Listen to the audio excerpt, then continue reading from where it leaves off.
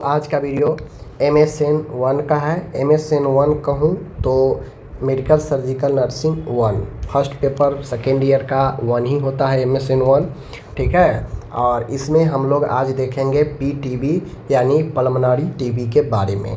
चाहे आपसे सीधा टीबी पूछे या फिर पल्मोनरी टीबी पूछे, ज़्यादातर केस में पल्मोनरी टीबी ही पूछता है। पल्मोनरी टीबी का मतलब होता है फेफड़े की TB. Brain TB, skin TB, अलग अलग टीबी होता है। लेकिन अगर पल्मोनरी टीबी प्रॉपर पूछा तो वहाँ पे पल्मोनरी टीबी के बारे में आपको लिखना पड़ेगा, फेफड़े के टीबी के बारे में, ठीक है।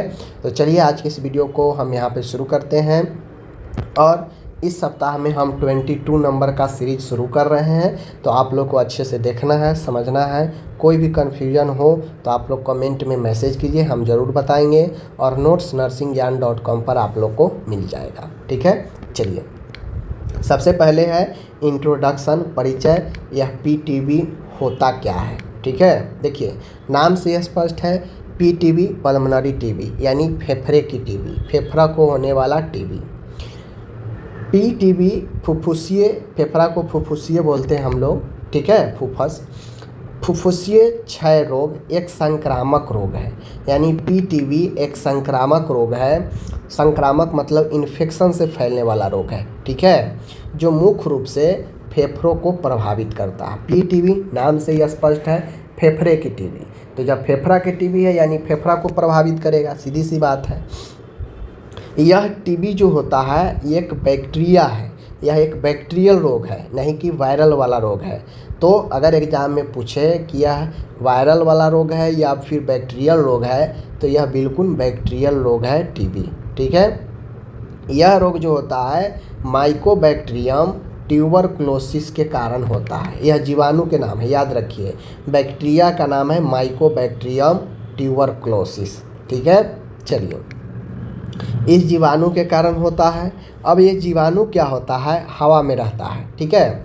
हवा के माध्यम से कोई स्वस्थ व्यक्ति अगर इसे लेता है तो उससे जो है यह टीबी हो जाता है, ठीक है। तो इस प्रकार से PTB जो फेफड़ा को प्रभावित करता है, जो मुख्यतः बैक्टीरिया के कारण होता है, जिसका नाम माइकोबैक्टीरियम ट्यूबरक्लोसिस जीवाणु है। यह हवा के माध्यम से एक से दूसरे व्यक्तियों में फैलता है। बात समझ गए। तो यही PTB आपका हो गया। PTB का मेन कारण तो पता हो गया कि बैक्टीरिया मेन कारण है। इसका प्रमुख कारण इसका बैक्टीरिया है। यही बैक्टीरिया किसी स्वस्थ व्यक्ति के अंदर प्रवेश कर जाता है श्वसन के माध्यम से, तो उसमें यह बैक्टीरिया फैलने लगता है और उसके फेफड़े को प्रभावित करने लगता है, ठीक है। आगे इसका प्रमुख कारण में ये लिखेंगे। नेक्स्ट कारण है यह जीवाणु धीमी गति से बढ़ता है। क्या होता है, यह जीवाणु, यह बैक्टीरिया ऐसा नहीं है कि बॉडी में प्रवेश करेगा और अचानक से हमला करना शुरू कर देगा, फेफड़ा को नुकसान पहुंचाना शुरू कर देगा। यह धीरे धीरे पैर पसारता है। पहले आपको इम्यूनिटी पर अटैक करेगा और धीरे धीरे यह आपके श्वसन जो फेफड़ा है उसको यह क्या करेगा, फेफड़ा को नुकसान पहुंचाने लगेगा, फेफड़ा को खाने लगेगा, ठीक है। संक्रमित व्यक्ति के खांसने से, छींकने से या बोलने से यह फैलता है। क्यों? क्योंकि जैसे व्यक्ति खांसेगा या छींकेगा या बोलेगा तो उसके मुंह से छींकते हुए, खांसते हुए छींटा निकलता है, थूक बलगम का, और उस बलगम में, उस स्पुटम में होता है यह बैक्टीरिया के बहुत सारे जीवाणु होते हैं। अब वह हवा में, पर्यावरण में गया। अब आसपास कोई स्वस्थ व्यक्ति होगा तो वह श्वसन लेगा वातावरण का ही। अब वह बैक्टीरिया हवा के थ्रू उस व्यक्ति में प्रवेश कर जाएगा और उस स्वस्थ व्यक्ति को भी यह बैक्टीरिया प्रभावित करेगा और उसको भी टीबी पैदा करेगा, ठीक है। बाकी टीबी होने का अन्य भी रीज़न होता है, जैसे धूम्रपान करना, ठीक है, स्मोकिंग करना, इस भी रीज़न इसमें होगा। तो कारण में एक कारण और डाल देंगे, धूम्रपान, सिगरेट का इस्तेमाल, ठीक है। उसके बाद गंदी वातावरण भी कारण बनता है। तो गंदा वातावरण भी महत्वपूर्ण भूमिका होता है। समझ गए। एक कारण और भी होता है दूषित वायु। दूषित वायु में आराम से बैक्टीरिया मिल जाता है, ठीक है। तो दूषित वायु भी आप यहाँ पे लिखेंगे, ठीक है।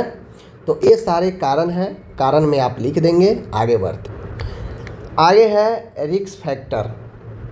अब किसको किसको कहाँ पर ये रिस्क फैक्टर होता है टीबी होने का देख लीजिए। कुपोषण, वैसा मरीज जो काफ़ी माल न्यूट्रिशन कमज़ोर है, कुपोषण का शिकार है, तो वैसे मरीजों में ज़्यादा रिस्क होता है। भीड़ भाड़ वाले स्थान में यह ज़्यादा रिस्क होता है, क्योंकि किसी को पता नहीं है कि भाई इसमें कौन टीबी वाला मरीज है, कौन क्या है। तो हर जगह भीड़ भाड़ वाले जगह में पॉसिबल है, हो सकता है। कमज़ोर प्रतिरक्षा प्रणाली, जिसको पहले से HIV एड्स है तो उसका इम्यून सिस्टम पहले से कमज़ोर होता है, तो उसमें इन्फेक्शन का खतरा ज़्यादा होता है, तो उसमें भी रिस्क रहता है ये होने का। धूम्रपान शराब वाले मरीजों में, मधुमेह वाले मरीजों में, तो इन सारे मरीजों में रिस्क फैक्टर बना रहता है टीबी, PTB होने का। PTB का रोग जनन पैथोफिजियोलॉजी, यानी बॉडी में कैसे यह रोग आगे धीरे समय बाई समय अपना पैर पसारते जाता है, देख लीजिए। जीवाणु श्वसन के द्वारा फेफड़े में प्रवेश करता है। कारण कुछ भी हो, सब में एक कारण होगा बैक्टीरिया, ठीक है, बैक्टीरिया होगा ही होगा। वह बैक्टीरिया श्वसन के द्वारा फेफड़ों में प्रवेश करता है, ठीक है। वह फेफड़ों में जाने के बाद जो एल्वियोली है उसमें जाकर धीरे धीरे वह बैक्टीरिया वृद्धि करने लगता है, अपने से जैसे 1000 बैक्टीरिया बनाने लगता है। शरीर की प्रतिरक्षा प्रतिक्रिया के कारण ग्रेनुलोमा ट्यूबरकली बनते हैं। जो हमारा इम्यूनिटी है उसके कारण ही ग्रेनुलोमा ट्यूबरकल बनते हैं, ठीक है। यदि प्रतिरक्षा कमज़ोर हो तो संक्रमण फैलते हैं, अगर इम्यूनिटी सिस्टम मजबूत है तो वह संक्रमण नहीं फैलता है और वह वहीं पर दम तोड़ देता है वह बैक्टीरिया। तो इसलिए मजबूत इम्यूनिटी वाले व्यक्ति को अगर बॉडी में प्रवेश भी करता है यह आपका जीवाणु, तो वह फैलता नहीं है, कम फैलता है, ठीक है, या नहीं भी फैलता है। लेकिन जिसका इम्यूनिटी कमज़ोर होता है, पोषण कमज़ोर होता है, तो वैसे व्यक्ति को धीरे धीरे यह क्या करता है, मजबूती से जकड़ने लगता है और फिर इन्फेक्शन दिखाई दे देता है। ओके, तो इस प्रकार से पहले बॉडी में प्रवेश करेगा, वृद्धि करेगा, इम्यूनिटी के कारण ग्रेनुलोमा ट्यूबरकल बनाएगा। अगर इम्यूनिटी कमज़ोर है तो यही बना हुआ ग्रेनुलोमा ट्यूबरकल संक्रमण के रूप में फैला देगा। अगर इम्यूनिटी मजबूत है तो यह नष्ट हो जाएगा, ठीक है। अब आता है लक्षण, क्लिनिकल मैनिफेस्टेशन। लक्षण में होगा क्या, देखिए, तो लक्षण में 2 सप्ताह से अधिक तक खांसी रहता है। बात समझ लीजिए, महत्वपूर्ण पॉइंट है, ध्यान रखिएगा। लक्षण टीबी के लक्षण में 2 सप्ताह से अधिक खांसी रहेगा। खून के साथ खांसी आएगा जिसे हेमोप्टाइसिस बोलते हैं। खांसने पर जो बलगम आएगा उसमें ब्लड रहेगा।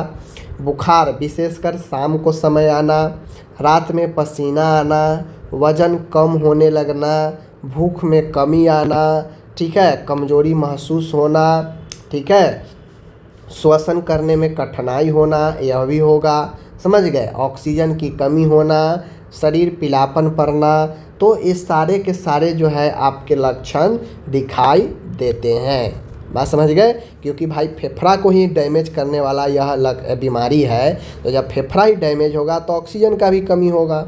बात समझ गए ना कि नहीं, श्वसन का भी कमी होगा, श्वसन कष्ट होगा। जब श्वसन में कमी आएगी, ऑक्सीजन नहीं मिलेगा, तो शरीर में ऑक्सीजन की कमी होगा तो ब्लड का भी, हीमोग्लोबिन लेवल भी लो होगा, और उस कंडीशन में शरीर पीलापन भी पड़ेगा, कमज़ोरी भी होगा, थकान भी महसूस होगा, चक्कर भी आएगा। तो ये सारा लक्षण आपको खुद से क्रिएट करके लिखना पड़ता है। अब आगे आता है भाई, जब हम लक्षण देख लिए तो लक्षण के बाद आता है डायग्नोस्टिक एवेल्युएशन। डायग्नोस्टिक एवेल्युएशन का मतलब होता है जांच, ठीक है। जांच में स्पुटम एग्जामिनेशन, AFB टेस्ट होता है, एसिड फास्ट बैसिलस टेस्ट होता है, स्पूटम का, ठीक है।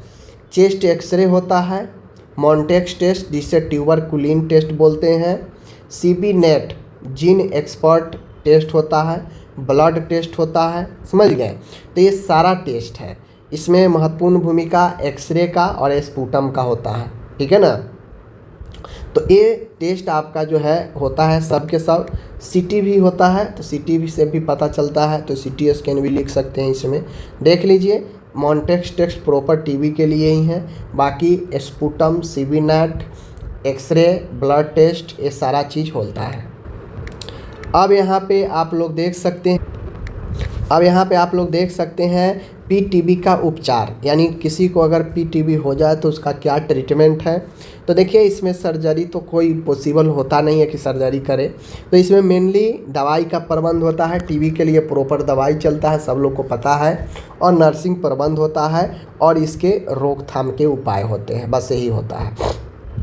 तो इसके उपचार में टीबी का इलाज लंबी अवधि तक चलता है, बात समझ गए। इसका एक कोर्स होता है, इसे पूरा करना बहुत ज़रूरी होता है, वरना रोग फिर से हो सकता है या दवा असर करना बंद कर देती है, जिसे ड्रग रेसिस्टेंस बोलते हैं।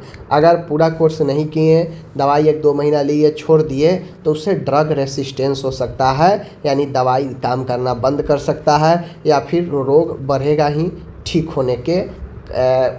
होने के बजाय रोग बढ़ने लगता है, बस समझ गए।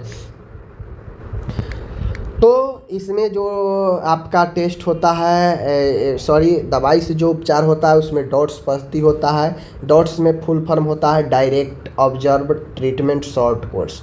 इसमें डायरेक्ट जो है कोर्स चलता है, ऑब्जर्व इसीलिए कहते हैं क्योंकि यहाँ ये जो दवाई होता है टीबी का, यह आपके स्वास्थ्य केंद्र पर मिलता है, पीएचसी। वहाँ पे आपको जो मरीज होते हैं टीबी के, वह पर सप्ताह जाते हैं, और उनको जो है दवाई सेंटर पर पहला दिन खिला दिया जाता है, सामने आधा घंटा रखा जाता है, और बाकी जो दवाइयाँ हैं उस सप्ताह का उसे दे दिया जाता है। फिर वो जाते हैं, पैक जमा करते हैं, फिर उनको नई दवाइयाँ दिया जाता है। ऐसे ही हर एक सप्ताह चलते रहता है, और इस स्वास्थ्य कार्यकर्ता के सामने दवाई लिया जाता है पहला, इसीलिए इसे डायरेक्ट ऑब्जर्व कहा जाता है, बात समझ गए। यह वर्ल्ड हेल्थ ऑर्गेनाइजेशन द्वारा सुझाई गई पद्धति है। इसमें रोगी को स्वास्थ्य कर्मी के निगरानी में दवा दी जाती है, इसे दवा नियमित लेने की सुनिश्चितता होती है। तो यही डॉट्स होता है, ठीक है। अब यहाँ पे डॉट्स में दवाइयाँ जो चलती है, एंटी ट्यूबरकल ड्रग, ठीक है ना, एंटी टीबी ड्रग, जो फर्स्ट लाइन की मेडिसिन होती है, जो पहले 2 महीना तक चलता है, जिसे इंटेंसिव फेज बोलते हैं। प्रथम 2 महीना तक INH, जिसे आइसोनिजाइड बोलते हैं, रिफाम्सिन बोलते हैं, पैराजीनामाइड बोलते हैं, इथाम्बुटोल बोलते हैं। याद रखिएगा, PRIE, प्राई, पैराजीनामाइड, रिफाम्सिन, आइसोनिजाइड, इथाम्बुटोल, यह प्राई याद रखिए। और यही दवाई जो है इंटेंसिव फेज में पहले 2 महीना चलता है टीबी के लिए। इस चरण में बैक्टीरिया को तेज़ी से नष्ट किया जाता है। इंटेंसिव फेज में बैक्टीरिया को तेज़ी से नष्ट किया जाता है, इसीलिए 4 मेडिसिन एक साथ चलता है। अब आता है कंटिन्यूअस फेज। कंटिन्यूअस फेज अगले 4 महीना तक चलता है, जैसे आइसोनिजाइड, ठीक है, और रिफाम्सिन। यह आइसोनिजाइड और रिफाम्सिन यह जो है चलता है। और एक मेडिसिन और है जो स्ट्रेप्टोमाइसिन होता है, ठीक है, स्ट्रेप्टोमाइसिन भी आपको एंटी ट्यूबरकल ड्रग में चलता है। तो टोटली अगर देखें PRSE, प्राइज, एस मतलब स्ट्रेप्टोमाइसिन, बाकी तो बता ही दिए हैं। बाकी अगले 4 महीना कंटिन्यूअस फेज में आइसोनिजाइड, INH और रिफाम्सिन दिया जाता है, बात समझ गए। इस चरण में शेष जीवाणुओं को समाप्त किया जाता है, ठीक है। दवाओं के कुछ साइड इफ़ेक्ट है, कौन से दवा का क्या साइड इफ़ेक्ट है देख लीजिए। जैसे INH, आइसोनिजाइड क्या करता है कि पेरिफेरल न्यूरोपैथी करता है, जिससे नस में दिक्कत होती है। रिफाम्सिन लेने से पेशाब का रंग लाल या नारंगी होता है। पैराजीनामाइड यह लीवर पर अटैक करता है। इथाम्बुटोल आँखों की समस्या विजन डिस्टरबेंस करता है। तो एक कुछ जो दवाइयाँ टीबी का है उसका साइड इफ़ेक्ट का आपको पता होना चाहिए। एग्ज़ाम में पूछता है कि पैराजीनामाइड लेने से क्या होता है, रिफाम्सिन का साइड इफ़ेक्ट क्या है, आइसोनिजाइड का क्या है, इथाम्बुटोल का क्या है। अब आता है नर्सिंग प्रबंध, और मैं आपको कई बार बता चुका हूँ। नर्सिंग प्रबंध अकॉर्डिंग टू लक्षण, अकॉर्डिंग टू कारण, हम उस पर मैनेज करते हैं नर्सिंग मैनेजमेंट। ठीक है, जैसे देखिए हम जानते हैं कि टीबी एक इन्फेक्शन संक्रमण वाला रोग है। तो हम एक इन्फेक्शन वाला रोग है, तो जब हम इसका कंट्रोल, इसका हम प्रबंध लिखेंगे तो प्रबंध हम सारे चीज़ को देख कर लिखते हैं कि बीमारी कैसे हो सकता है, बीमारी में क्या क्या होता है। उन सारे मेजर पॉइंट को हम लोग क्या करते हैं, प्रबंध में इंक्लूड करते हैं और उस मेजर पॉइंट को प्रबंध करते हैं कि कैसे इसको सॉर्ट आउट कर सकते हैं। जैसे टीबी के लिए नर्सिंग प्रबंध में हम देखते हैं कि टीबी एक संक्रामक रोग है, तो सबसे पहले हम इन्फेक्शन को कैसे कंट्रोल करेंगे। ठीक है, इसके लिए काम करेंगे संक्रमण नियंत्रण के लिए। तो संक्रमण नियंत्रण के लिए क्या होगा, रोगी को अलग कमरे में रखें, आइसोलेट करें टीबी वाला मरीज को, मास्क का उपयोग कराएं, खांसते समय मुंह जो है ढकना सिखाएं, कमरे में वेंटिलेशन अच्छा रखें। यह सब संक्रमण नियंत्रण का उपाय है। ठीक है, नेक्स्ट पॉइंट है श्वसन देखभाल। टीबी वाला मरीज को सांस की दिक्कत ज़्यादा होती है क्योंकि फेफड़ा ही इफेक्टेड है। तो ऐसे में खांसी और बलगम पर निगरानी रखें, गहरी सांस लेने के लिए एक्सरसाइज करवाएं, ज़रूरत पड़ने पर ऑक्सीजन दें। तो इनमें हम वे सारे चीज़ करते हैं जिससे उसकी श्वसन बेहतर हो, अच्छा हो, रिस्पायरेशन ठीक हो। तो खांसी और बलगम पर निगरानी रखें, गहरी सांस लेने वाला एक्सरसाइज कराएं, ज़रूरत पड़ने पर ऑक्सीजन दें। ये सबसे ऑक्सीजन श्वसन ठीक होगा। ओके, आगे है दवा प्रबंधन। अब नर्स की भी जिम्मेदारी है कि जो दवा है उसको सही तरीके से मिले मरीज को। तो मेडिकेशन मैनेजमेंट, समय पर दवा देना, डॉट्स के अनुसार निगरानी रखना कि कौन से दवाई कैसे लेना है, साइड इफ़ेक्ट की पहचान करना, क्योंकि दवाई देने पर आधा घंटा रखा जाता है सामने, ताकि कोई अगर साइड इफ़ेक्ट हो तो तुरंत मैनेज किया जाए। तो दवा का प्रबंध भी महत्वपूर्ण होता है। आगे है चौथा पॉइंट, न्यूट्रिशनल केयर या पोषण का प्रबंध। ठीक है, पौष्टिक भोजन दे क्योंकि मरीज कमज़ोर हो जाता है इसमें, छोटे छोटे और बार बार भोजन दे ताकि पच सके, वज़न की नियमित जांच करें क्योंकि इसमें वज़न भी कमता है। ठीक है, हाई कैलोरी हाई प्रोटीन वाला डाइट दे जिससे मरीज में शक्ति बना रहे। ठीक है, मरीज को प्रॉपर रेस्ट और एक्टिविटी कराए, पर्याप्त आराम दे, धीरे धीरे गतिविधि बढ़ाए ताकि वह खुद से भी कोई काम कर सके। तो ये चीज़ आराम और गतिविधि हो गया। मनोवैज्ञानिक सहारा दे, सपोर्ट करे साइकोलॉजिकल, रोगी को डर और चिंता से मुक्त करे क्योंकि टीबी होने पर बहुत सारे लोगों को लगता है अब मुझे नहीं ठीक होगा, मेरा ये हो जाएगा वो हो जाएगा। तो इन सब चीज़ों से मुक्त करे, सकारात्मक वातावरण प्रदान करें, परिवार का सहयोग मरीज को दिलाएं जिससे मरीज को ये न लगे कि हम अब अकेला पड़ गए हैं इस बीमारी में और हमें अब कुछ नहीं हो सकता है। ठीक है, तो मनोवैज्ञानिक समर्थन किसी भी बीमारी में बहुत महत्वपूर्ण होता है और ये नर्स का काम है सपोर्ट करना। अब इसमें स्वास्थ्य शिक्षा भी महत्वपूर्ण हो जाता है क्योंकि यह एक इन्फेक्टेड रोग है, तो मरीज और उसके परिजन आते जाते रहेंगे, मिलते रहेंगे, तो स्वास्थ्य शिक्षा सबके लिए महत्वपूर्ण होता है। दवा पूरी लेने का महत्व समझाए, टीबी फैलने से रोकने के तरीके बताए, शराब और धूम्रपान से बचने की सलाह दे, मास्क लगाकर रखने की सलाह दे। ठीक है, भीड़ भाड़ वाले इलाका में जाने से बचने का सलाह दें। तो स्वास्थ्य शिक्षा में जो बेहतर होगा हम सब सलाह देते हैं। ठीक है, आगे है जो मरीज टीबी से पीड़ित हो जाता है उसको फॉलोअप काफ़ी ज़रूरी होता है। तो नियमित जांच कराना, स्पुटम टेस्ट, डॉक्टर के पास समय समय पर जाना चाहिए। इलाज के बाद भी निगरानी ज़रूरी है क्योंकि यह इन्फेक्शन है, बैक्टीरिया है। मान गए इलाज हो गया, मरीज़ ठीक हो गया, लेकिन हो सकता है फिर बीच में कभी जो है अटैक कर सकता है। तो इसके लिए फॉलोअप केयर ज़रूरी होता है जिससे पता चल जाएगा अगर थोड़ा भी इफ़ेक्ट करेगा। लास्ट में अब ये प्रबंध समाप्त हो गया, जो भी मैंने बताया प्रबंध हो गया। प्रबंध इसी तरीक़ा से पॉइंट बना बना कर लिखते हैं। अब आता है रोकथाम। हम इस टीबी के कैसे रोकथाम कर सकते हैं, तो टीकाकरण करके, संक्रमित व्यक्ति से दूरी बनाकर, खांसते समय मुंह ढकना चाहिए, अच्छा वेंटिलेशन रहना चाहिए, पोषण बेहतर होना चाहिए, ठीक है, भीड़ भाड़ वाले जगह से बचना चाहिए। तो ये सब रोकथाम का उपाय है जिसे हम टीबी या अन्य संक्रमण रोगों से रोकथाम कर सकते हैं, ठीक है। तो चलिए मिलते हैं नेक्स्ट वीडियो के साथ, तब तक के लिए धन्यवाद।